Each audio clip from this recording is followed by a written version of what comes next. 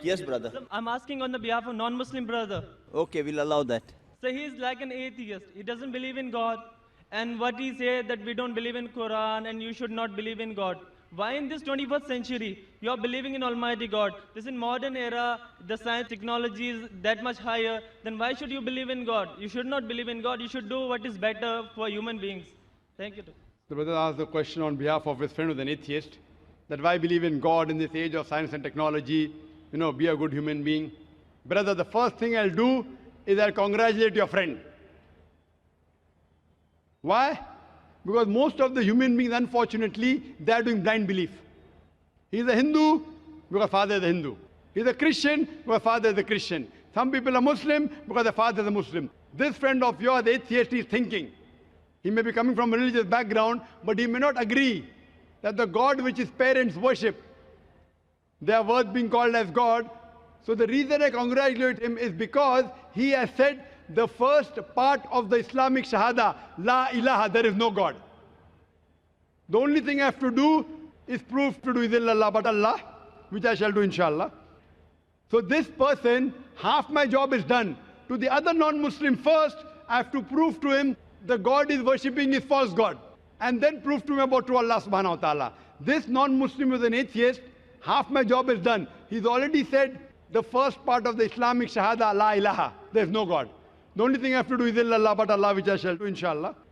Now since you said your friend believes in science and technology and the world is advancing, I will ask the atheist a question, that suppose an equipment is brought in front of him, who no one in the world has ever seen. And if the question is asked to your friend, that who will be the first person who will be able to tell you the mechanism of this equipment who no one in the world has seen? Who is the first person? And the reply he will give, he may say that the manufacturer, or he may say the inventor, or he may say the creator, or he may say the maker. Whatever he says, it will be somewhat similar. Either creator, maker, manufacturer, inventor, whatever it is, it will be similar. And the second person is whoever the creator, inventor, manufacturer has told, he'll be the second person. But the first person would be the creator, the manufacturer, the inventor. Keep this answer at the back of your mind. Then ask him the next question, that how did our universe come into existence? So he will tell you that, today science is advanced and we have come to know that our universe was once a primary nebula. Then there was a big bang. There was a secondary separation, which gave rise to galaxies, the stars, the sun, the moon, and the earth on which we live. When did you come to know this?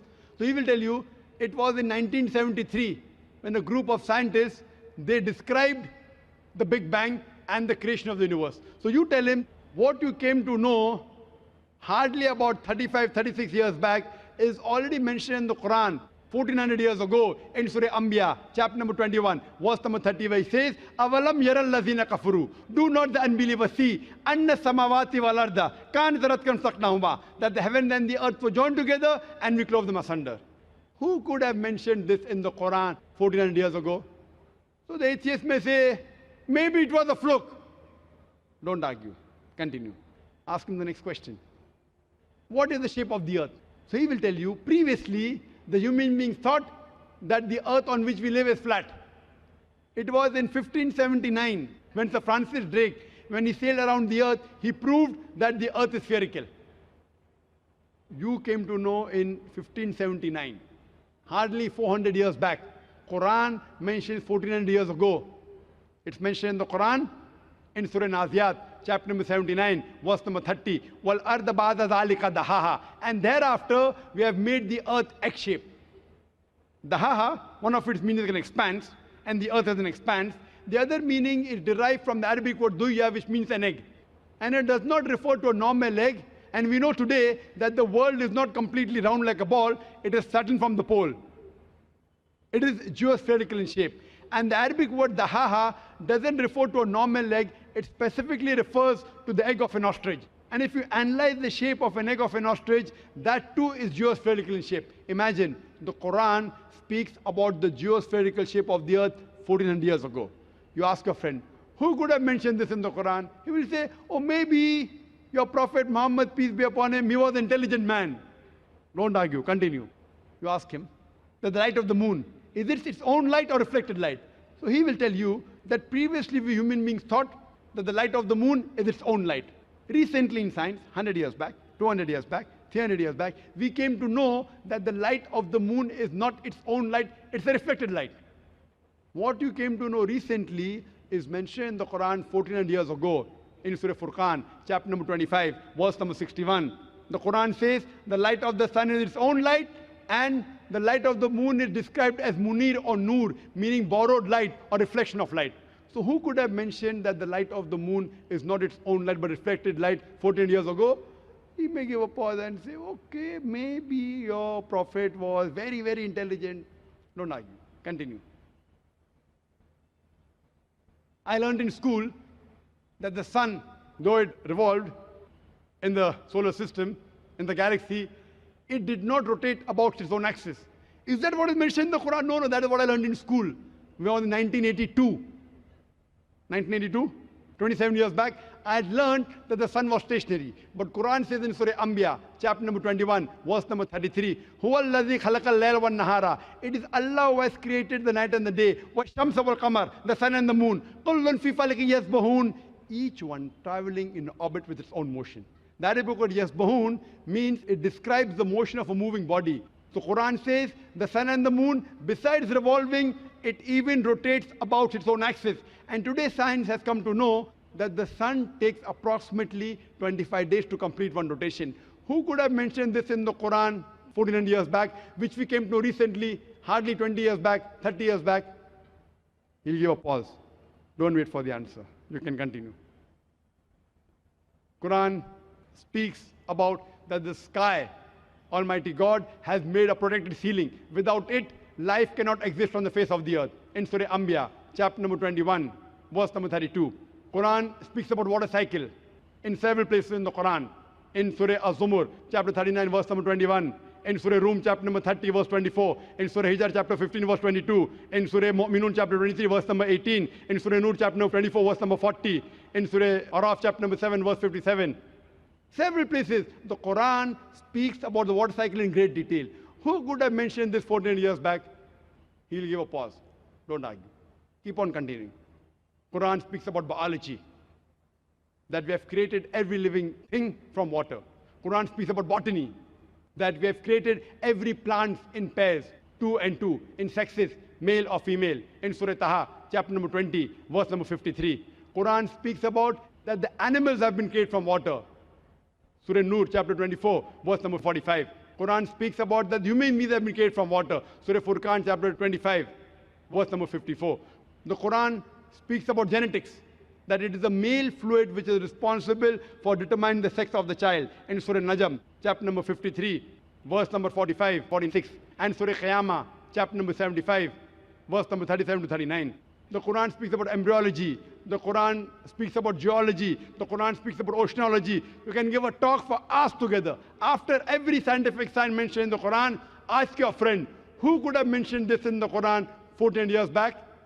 The only reply I can give you is the creator, the manufacturer, the maker, the inventor. This creator, this manufacturer, this inventor, we Muslims call as Allah, we call him God. So today, science is not eliminating God, it is eliminating models of God. La ilaha illallah.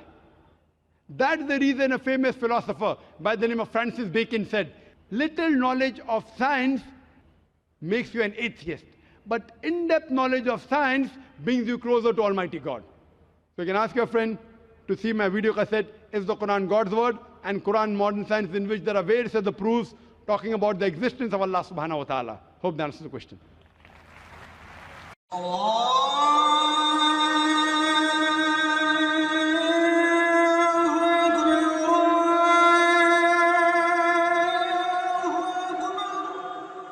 أعوذ بالله من الشيطان الرجيم. بسم الله الرحمن الرحيم. ومن أحسن قولا ممن دعا إلى الله وعمل صالحا وقال إنني من المسلمين. رب اشرح لي صدري ويسر لي أمري واحلل عقدة من لساني يفقه قولي. السلام عليكم ورحمة الله وبركاته. لقد تعلمت في مدرسة من مدارس المجتمع النصراني، وبفضل الله وبحمده دائما ما كنت من أوائل الطلبة، ولكنني كنت متلعثما، كنت أتردد في نطق الكلمات دائما. لو سألني أحدهم ما اسمك كنت أجيب اسمي ذاكر. الشخص الذي غير حياتي كان الشيخ أحمد ديدات رحمه الله.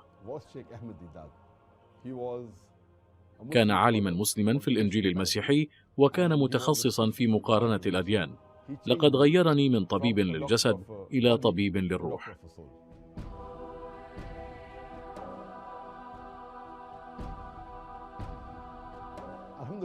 الحمد لله، دائما ما كان والداي يدعماني خلال حياتي وأنشطتي الدعوية.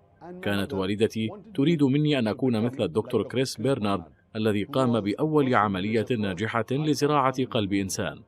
لاحقا عندما سألتها عما إذا كانت تريد مني أن أكون مثل كريس بيرنارد أم مثل الشيخ أحمد ديدات، قالت لي: أستطيع أن أضحي ب1000 من أمثال كريس بيرنارد مقابل الشيخ أحمد ديدات. مهمتي في الحياة هي أن أوحد المسلمين. الشيء الوحيد الذي يمكنه توحيد الأمة الإسلامية يكون بناء على القرآن الكريم والأحاديث الصحيحة لسيدنا محمد صلى الله عليه وسلم. لقد بدأنا قناة السلام باللغة الإنجليزية منذ 9 سنوات. إنه حديث النبي محمد صلى الله عليه وسلم، وهو أن الإسلام سوف يدخل كل بيت.